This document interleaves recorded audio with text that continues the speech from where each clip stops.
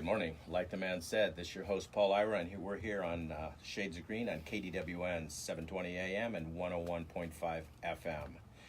We have Doug Bennett and Toby Bickmore from SNWA in studio today, and we're talking water. We also have Stan Hannell and Annette Bubeck, who will be recording for Facebook Live. So Facebook Live watchers, listeners, send us a message with your questions, and our radio listeners, our telephone number is 702-257-5396.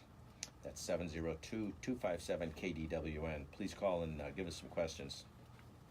So I said our speakers are from SNWA, Southern Nevada Water Authority, and we're talking water. So Doug, Toby, good morning, everybody. Introduce yourselves and tell us a little bit about yourselves. Good morning. My name is Toby Bickmore. I work with Southern Nevada Water Authority in Conservation. My title is a Conservation Service Administrator, and so I'm actually responsible for all of our residential programs. So anything that has to do with conservation on the single-family side is what falls under me. Good. We'd like to hear about this. We're all trying to do our part. I'm cutting back my watering and my lawn here very soon myself. So. Good. Good morning, Paul. I'm Doug Bennett. I'm the Southern Nevada Water Authority Conservation Manager, and I've been here about 18 years. So you've seen a lot of water changes. First off, I'd like to wave our flag real high. I'm told Las Vegas has done the most water conservation of any major city in the United States. Is that correct? Yeah, I don't know that we really have. I don't know that we can claim the top of that pole, but we have come a long way, and especially when people consider that we were kind of the poster child of wasteful water uses. We really did a big turnaround, so we're very proud of what the citizens of Southern Nevada have accomplished. Yeah, everybody's working hard. I saw water running in the street one day, and I followed it back to its source. And it was a guy draining his pool. And I said, hey, I don't want to be like a water cop or anything, but I'm going to be a water cop for a minute. You're supposed to put that water down your drain so it can be recycled and sent back to the lake. Oh, how do you do that? And I told him how. Drove by an hour later, it's still running down the street. So those are things people need to know. So tell us, what's the difference between Las Vegas Valley Water District and Southern Nevada Water Authority? Well, the Southern Nevada Water Authority is the regional agency, and it's really a coalition of all those other purveyors, the ones that send you water bills. So the Las Vegas Valley Water District is the largest water purveyor. So they have the meters, they communicate with the customers and so forth.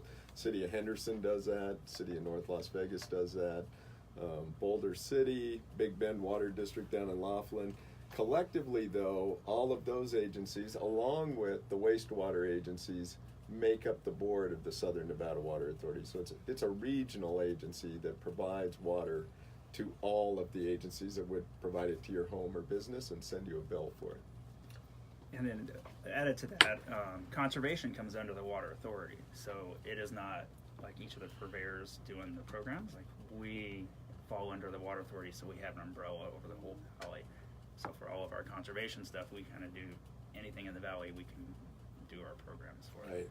So what drives your conservation requirements, requests, direction for the rest of the entities? Well, obviously the board decides what we should be doing and how we should be doing it and what they're willing to fund and so forth. But our big focus really is on outdoor water use. In this valley, we are reusing most of the water that people are putting down sewer drains is being treated, cleaned, returned to the source, banked back into Lake Mead so we can use it again. So our big focus is on landscape water, cooling water, swimming pools, fountains, anything that evaporates into the environment. And we have 100% agreement between all the agencies. That's where we put our focus. And then if you look at, we have requirements. So we have like day a week watering and times what you can water. And so there are certain restrictions. But if you look at our programs, pretty much everything is voluntary. So all of the success we've had has been not because we're telling people to do it. It's because they want to do it. And so that's pretty, it's pretty exciting that it's a community effort. So And it's working like that. Like I said, I was being a water cop. There are no real water cops, are there? Oh yeah, there are. Are there other people that sure. drives around and make sure that people abide by the rules? Yeah, absolutely. So I know that we were very aggressive in the early 2000s when the drought hit. So probably the most water cops back in the early 2000s. And then we found through the downturn, when the economy turned, we found that there was just less water waste in general. People were a lot tighter with their dollars and being more cautious. But there's a need now to bump up the water waste enforcement, and they are putting more people out on the streets, more hours, trying to target some of the don't water on Sunday, some of those things that are fairly simple messages. And so I think you'll see that they're ramping it back up again. Okay, I'd like to be a water cop, so I'll send You're you looking for a part-time job. Looking for a job, huh?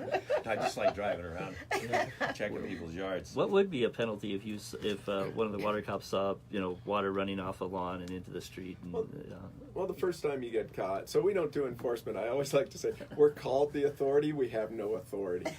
So we can only do those kinds of things through getting our member agencies to agree and the jurisdictions to be able to go out and do it.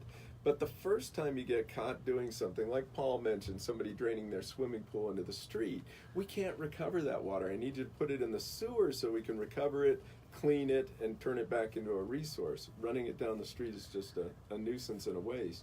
So if you get caught doing that, the first thing they're going to do is explain to you what needs to be done and what the consequences of a subsequent violation would be. If they catch you again, it depends on the jurisdiction. The water district is pretty stringent, but it could be $40 to $80 on a residential account that would be added to your water bill. If per they month, catch you every month, or just for one time? One time thing, and most people, $40 or $80, they're going to say, I can do better. I'm not going to do that anymore. But if you get caught again and again and again, it doubles. Wow. It's $80, then it's $160, then it's $320, then it's $640.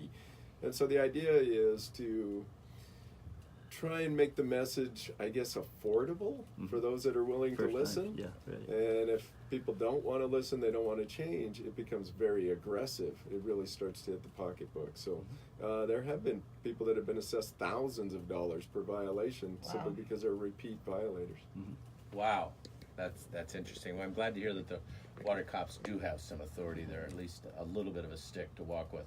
And we'll talk more about this when we come back. Shades of Green on KDWN. We'll be right back.